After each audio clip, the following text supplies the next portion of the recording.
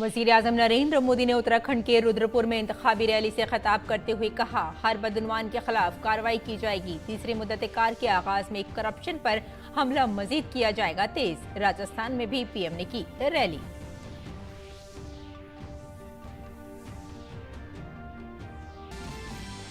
कर्नाटक में अमित शाह की जोरदार मुहिम, अपोजिशन पर किया हमला, कहा बदउनवानों के कुनबा कांग्रेस ने 12 लाख करोड़ का किया घपला। कांग्रेस समेत दीगर पार्टियां भी इंतखाबी मुहिम में हैं मसरूफ।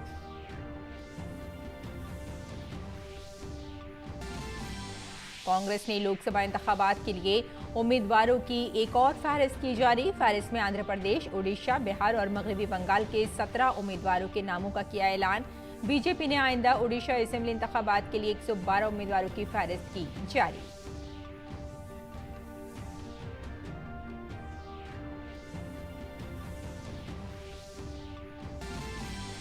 दिल्ली हुकूमत की वजीर आतिशी को भी सताने लगा गिरफ्तारी का डर, कहा सौरभ भारद्वाज, दुर्गेश पाठक और राघव चड्ढा को भी गिरफ्तार करने की हो रही है साजिश।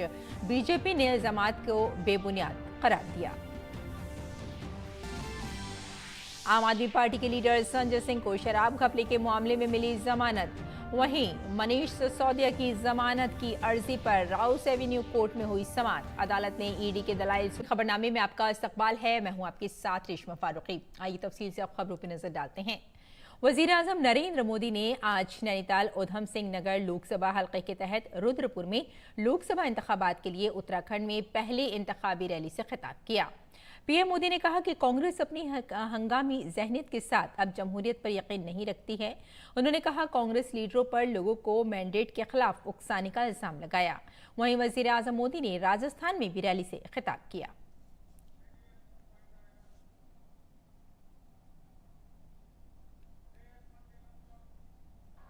कांग्रेस और इंडी गठबंधन ने अपने इरादे दिखा दिए हैं। कांग्रेस के शाही परिवार के शाहजादे ने ऐलान किया है कि अगर देश ने तीसरी बार बीजेपी सरकार को चुनी, आग लग जाएगी। 60 साल तक देश पर राज करने वाले 10 साल सत्ता से बाहर क्या रह गए? अब देश में आग लगाने की बात कर रहे हैं। क्या ये आग लगाने की बात आपको मंजूर है? क्या इस देश को आग लगाने देंगे? वज़ीर-ए-आज़म नरेंद्र मोदी ने कांग्रेस पर खुशामद पर मबनी सियासत करने वाले धड़ों में पड़ने का इल्जाम लगाया। उन्होंने कहा कि कांग्रेस दरअंदाजों की हौसला अफजाई करती है। कांग्रेस तुष्टीकरण के दलदल में ऐसा धंस गई है कि कभी देश हित का सोच ही नहीं सकती। यही कांग्रेस है जो घुसपैठियों को बढ़ावा देती है। लेकिन जब भाजपा सीएए के माध्यम से मां भारती में आस्था रखने वालों को भारत की नागरिकता देती है, तो कांग्रेस को सबसे ज्यादा तकलीफ होती है। इस क्षेत्र के लोग भी जानते हैं कि पाकिस्तान और बांग्लादेश से जो शरणार्थी आए हैं, उनमें से अधिकतर दलित परिवार है, हमारे सिख भाई बहन हैं, हमारे बंगाली भाई बहन हैं। लेकिन कांग्रेस इन लोगों को नागरिकता देने का विरोध कर रही है। मरकजी वजीर दाखिला अमित शाह ने आज कर्नाटक में एक इंतखाबी रैली की, जिसमें उन्होंने कांग्रेस समेत तमाम अपोजिशन जमातों पर शदीद हमला किया। उन्होंने बदउनवानी के मामले पर कांग्रेस को हदफ तनकीद बनाया। 400 पार करना है या नहीं करना है? तो अरे बेंगलुरु वालों, ऐसी आवाज नहीं चलेगी। मेरे साथ दोनों हाथ उठाइए, उठाइए दोनों हाथ। विजय के विश्वास की मुट्ठी भींचिए और प्रचंड आवाज से बोलिए, भारत माता की, भारत माता की, जय श्री राम। लोकसभा चुनाव में एक और भारतीय जनता पार्टी और एनडीए है, जो हमारे प्रधानमंत्री नरेंद्र मोदी जी की ओर से है, और मोदी जी के नेतृत्व में हम चुनाव के मैदान में हैं। और दूसरी ओर परिवारवादी और भ्रष्टाचारियों का गठबंधन, ये इंडी अलायंस है। नरेंद्र मोदी जी है जिन्होंने 23 साल तक मुख्यमंत्री और प्रधानमंत्री के रूप में काम किया। 23 साल तक, और 23 साल में विरोध पक्ष वाले मोदी जी पर 25 पैसे का भ्रष्टाचार का आरोप नहीं लगा पाए। मोदी जी ने 23 साल तक पारदर्शिता के साथ, ट्रांसपेरेंसी के साथ इस देश को एक एग्जाम्पल सेट करने का काम किया है। और दूसरी ओर एक घमंडिया गठबंधन, इंडी अलायंस, एक भ्रष्टाचारियों का कुनबा। कांग्रेस शासन में 12 लाख करोड़ रुपए का घोटाला भ्रष्टाचार हुआ। और दिल्ली हुकूमत में वजीर आतिशी को भी अब गिरफ्तारी का डर है। ईडी के मुताबिक कल ही अरविंद केजरीवाल ने इंकशाफ किया था कि शराब घोटाले का एक अहम किरदार विजय नायर आतिशी और सौरभ भारद्वाज को रिपोर्ट करता था। इस इंकशाफ के बाद आतिशी ने कल कहा था कि वो आज सुबह 10 बजे सबके सामने सनसनीखेज बात पेश करेंगी, और आज उन्होंने प्रेस कॉन्फ्रेंस के जरिए कहा कि आने वाले 2 माह में लोकसभा इंतखाबात से पहले 4 और आम आदमी पार्टी के लीडरान को गिरफ्तार किया जाएगा। आतिशी ने कहा कि आने वाले दिनों में उनके घर पर ईडी के छापे मारे जाएंगे। भारतीय जनता पार्टी को लगता है कि आम आदमी पार्टी के टॉप 4 लीडर्स को गिरफ्तार करना काफी नहीं था। अब आने वाले समय में अगले बड़े 4 नेताओं को जेल में डाला जाएगा। मुझे जेल में डाला जाएगा, सौरभ भारद्वाज को जेल में डाला जाएगा, दुर्गेश पाठक को जेल में डाला जाएगा और राघव चड्ढा को जेल में डाला जाएगा। मुझे ये बताया गया कि आने वाले कुछ ही दिनों में मेरे पर्सनल रेजिडेंस पे ईडी की रेड होगी।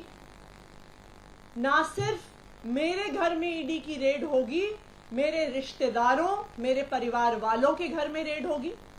उसके बाद हम सब लोगों को समन्स भेजे जाएंगे और समन्स के कुछ ही समय बाद हमें गिरफ्तार किया जाएगा। आम आदमी पार्टी के लीडर आतिशी के बयान पर जवाबी हमला करते हुए बीजेपी के एमपी मनोज तिवारी ने कहा कि जब खुद अरविंद केजरीवाल ने अपनी पार्टी के लीडरों का नाम लिया है तो इसमें बीजेपी को क्या करना चाहिए। उन्होंने आप लीडर आतिशी के बयान को मुकम्मल तौर पर बेबुनियाद करार दिया। जब अरविंद केजरीवाल ने ही कह दिया कि इन दोनों की भी जांच होनी चाहिए, तो उसके बाद कुछ बच नहीं जाता। इसमें बीजेपी क्या है? अरविंद केजरीवाल बीजेपी के तो नहीं है। उन्होंने आपका नाम लिया है आतिशी जी, और नाम लेने के पीछे जो मैं समझता हूं, अरविंद चाहते हैं उनकी पत्नी सीएम बने, आप चाहती हैं आप सीएम बने, सौरभ भारद्वाज चाहते हैं सौरभ बने। तो उन्होंने तो कह दिया कि अब हम जा रहे हैं तो तुम लोग भी अंदर आओ, जो बाहर रहेगा वो चलाएगा, क्योंकि जेल से सरकार तो नहीं चल सकती।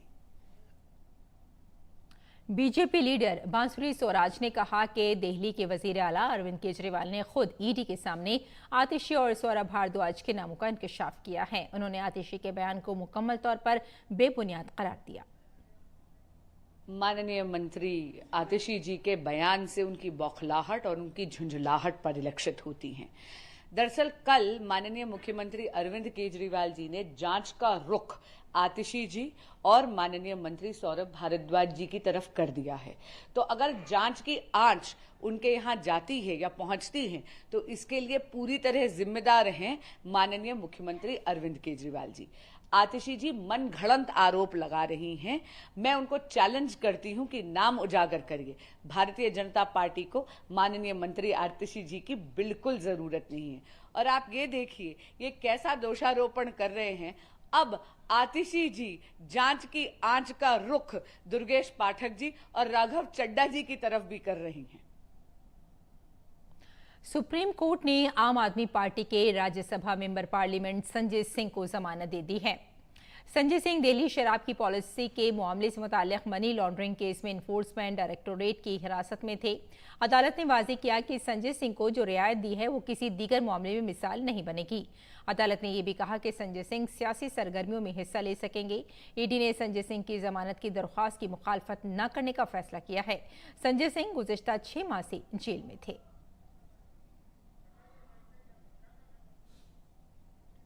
आम आदमी पार्टी लीडर सोमनाथ भारती ने संजय सिंह की जमानत की मंजूरी को सच्चाई की जीत करार दिया। माननीय उच्चतम न्यायालय का मैं धन्यवाद करता हूं कि आखिरकार सच की जीत हुई। कांग्रेस लीडर मनीष तिवारी ने संजय सिंह को जमानत मिलने पर खुशी का इजहार किया। अच्छी बात है कि उच्चतम न्यायालय ने श्री संजय सिंह जी को जमानत दे दी है, क्योंकि हमारा तो सदा ये मानना रहा है कि जो बात जस्टिस कृष्णा अय्यर ने 1974 में कही थी, that bail should be the rule and jail the exception, फौजदारी का जो कानून है वो उस पे चलना चाहिए। ये दुर्भाग्यपूर्ण बात है कि पिछले कुछ वर्षों में उसको अपने सर पे खड़ा कर दिया गया है and jail has become the rule and bail has become the exception. Delhi के साबिक नायब वजीर आला मनीष सिसोदिया को शराब घोटाला मामले में आज राउस एवेन्यू कोर्ट में पेश किया गया। दिल्ली के शराब घोटाले के मुलजिम मनीष सिसोदिया की दरख्वास्त जमानत पर आज राउस एवेन्यू कोर्ट में एक अहम समाअत हुई। मनीष सिसोदिया के वकील ने अदालत में दलील दी कि सिसोदिया के किरदार की तफ्तीश मुकम्मल हो चुकी है और उन्हें हिरासत में रखने का कोई जवाज नहीं है। अदालत मनीष सिसोदिया की दरख्वास्त जमानत पर मजीद समाअत 6 अप्रैल को करेगी। इस वक्त मनीष सिसोदिया तिहाड़ जेल में बंद हैं। वजीर दाखिला अमित शाह ने आज कर्नाटक में जेडीएस के सदर एचडी कुमारस्वामी के साथ मीटिंग की। दोनों रहनुमाओं ने कर्नाटक में एक साथ लोकसभा इंतखाबात लड़ने पर तबादला ख्याल किया। दोनों रहनुमाओं ने कारकुनों को ज़ैली सतह पर मुत्तहिद होकर काम करने की जरूरत पर जोर दिया। कर्नाटक में बीजेपी और जेडीएस के दरमियान इत्तेहाद है, जिसमें बीजेपी 25 सीटों पर मिलकर इलेक्शन लड़ रही है, जबकि जेडीएस 3 सीटों पर इलेक्शन लड़ रही है। राष्ट्रीय लोक जनशक्ति पार्टी के कौमी सदर और साबिक मरकजी वजीर पशुपति कुमार पारस ने आज बीजेपी सदर जेपी नड्डा से उनकी देहली की रिहाइशगाह पर मुलाकात की। पशुपति पारस के साथ समस्तीपुर के एमपी प्रिंस राज भी मौजूद थे। बीजेपी सदर ने कहा कि एनडीए के रुकन के तौर पर पशुपति जी ने वजीर आजम नरेंद्र मोदी की क़यादत में मुसलसल अच्छा काम किया है। उन्होंने ये भी कहा कि हमारा इत्तेहाद आने वाले इंतखाबात में भी मजबूत रहेगा और उनकी पार्टी बिहार में एनडीए के तमाम 40 उम्मीदवारों की मुकम्मल हिमायत करेगी और जीत को यकीनी बनाने के लिए हर मुमकिन ताउन फराहम करेगी। बीजेपी के सीनियर लीडर और मरकजी वजीर नितिन गडकरी ने आज नागपुर में रोड शो किया। नितिन गडकरी ने आज जनूब मगरबी नागपुर में रोड शो किया। रोड शो में लोगों की बड़ी तादाद जमा थी। नितिन गडकरी तीसरी बार नागपुर सीट से लोकसभा इलेक्शन लड़ रहे हैं। इस सीट पर लोकसभा इंतखाबात के पहले मरहले में 19 अप्रैल को वोटिंग होगी। नागपुर से 2 बार एमपी रह चुके नितिन गडकरी का मुकाबला कांग्रेस के विकास ठाकुर से है, जो इस वक्त मगरबी नागपुर सीट से एमएलए और नागपुर डिस्ट्रिक्ट कांग्रेस की सदर हैं। और मेरठ से बीजेपी उम्मीदवार अरुण गोविल ने लोकसभा इंतखाबात के लिए अपना पर्चा नामजदगी दाखिल किया। इस दौरान उत्तर प्रदेश के नायब वजीर आला केशव प्रसाद मौर्य भी मौजूद थे।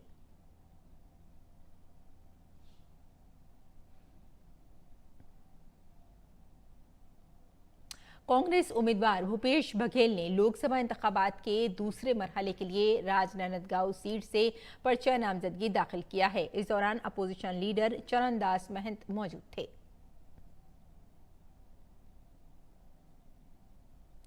और बीजेपी ने ओडिशा असेंबली इंतखाबात के लिए 112 उम्मीदवारों की फहरिस्त जारी की है।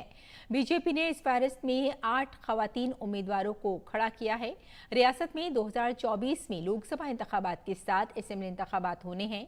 बीजेपी ने पुरी से जयंत कुमार सारंगी, कटक सद्र से प्रकाश चंद्र सेठी और भुवनेश्वर सेंट्रल से जगन्नाथ प्रधान को मैदान में उतारा है। ओडिशा बीजेपी के सरबराह मनमोहन सामिल चांदबाली से और मनोज कुमार मेहर जूनागढ़ से इलेक्शन लड़ेंगे।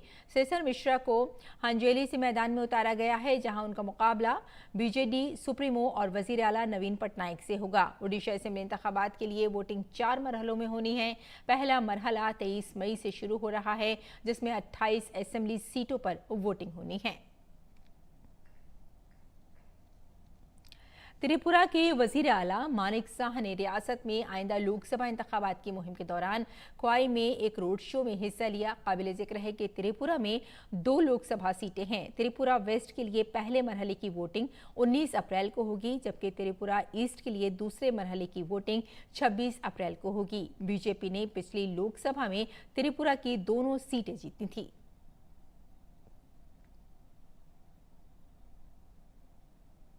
और मुजफ्फरपुर बिहार से पार्लिमानी रुकन अजय निषाद बिलाखिर आज कांग्रेस में शामिल हो गए।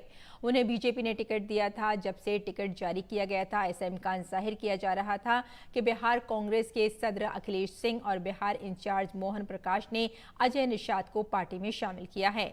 काबिल जिक्र है कि कांग्रेस को मुजफ्फरपुर सीट ग्रैंड अलायंस से मिली है। अजय निषाद बीजेपी के टिकट पर 2 बार मुजफ्फरपुर से जीत चुके हैं। इस बार बीजेपी ने राजभूषण चौधरी को मुजफ्फरपुर से अपना उम्मीदवार करार दिया है। शीर्ष नेतृत्व का आभार, खासकर माननीय राहुल जी का आभार प्रकट करता हूं कि उन्होंने मुझे मौका दिया है पार्टी को मजबूत करने के लिए। मैं पार्टी ज्वाइन कर रहा हूं और पार्टी कैसे मजबूत हो, कांग्रेस कैसे मजबूत हो, उस पर मैं दिन रात काम करूँगा।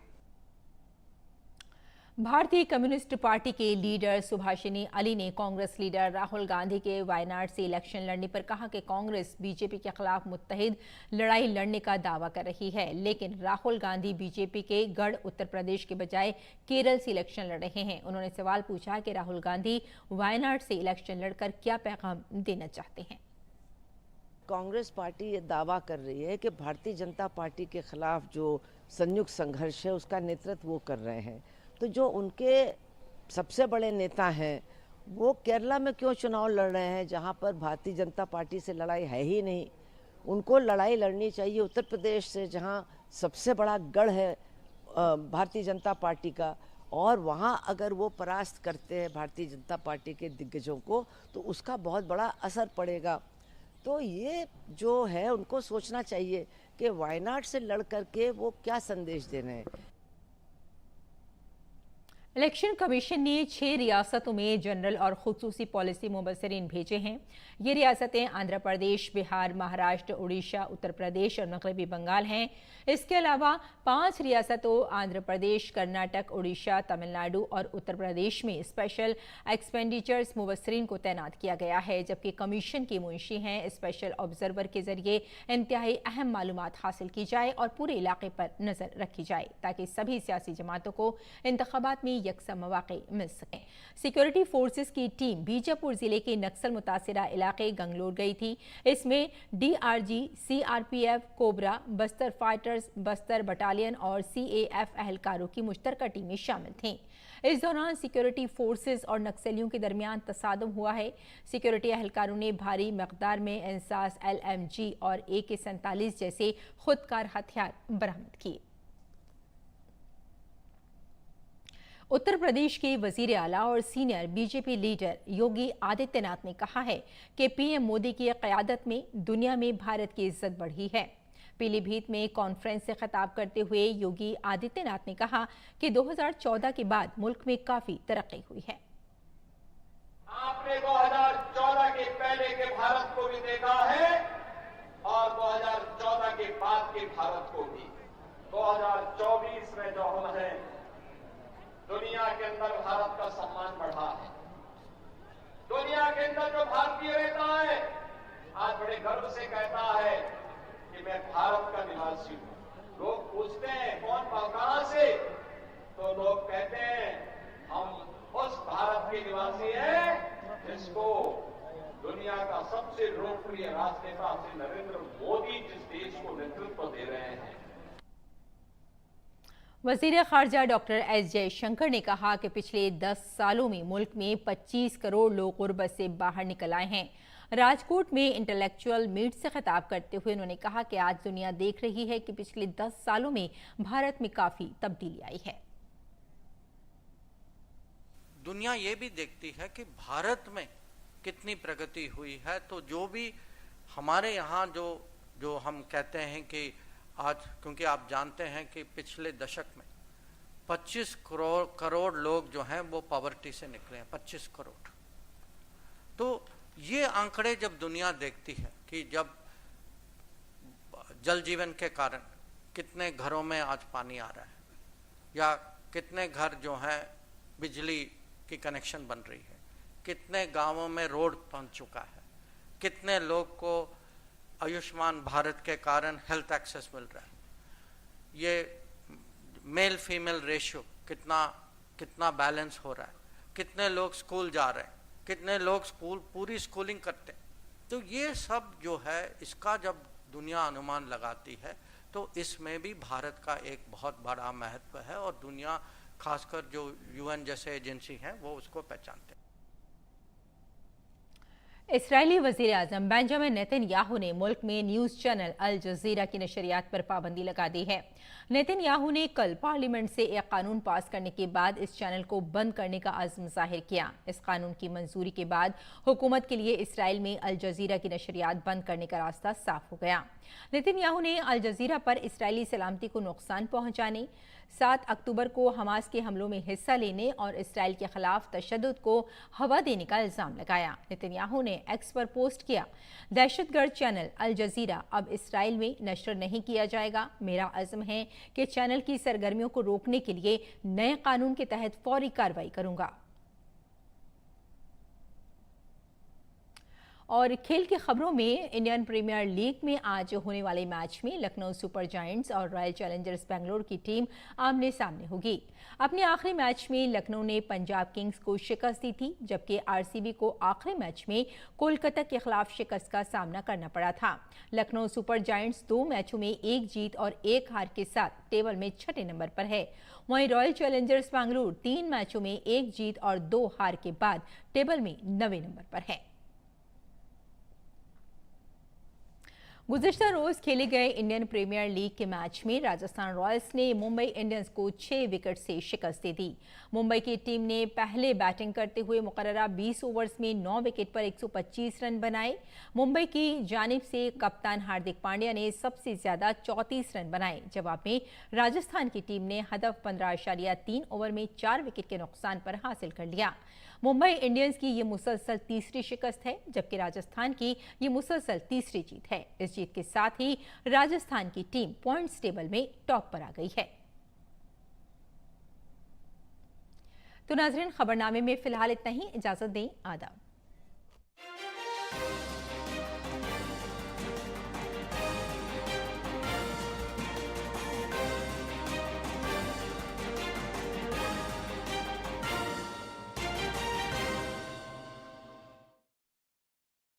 नमस्कार, आदाब। मैं हूं निकितिन धीर और आप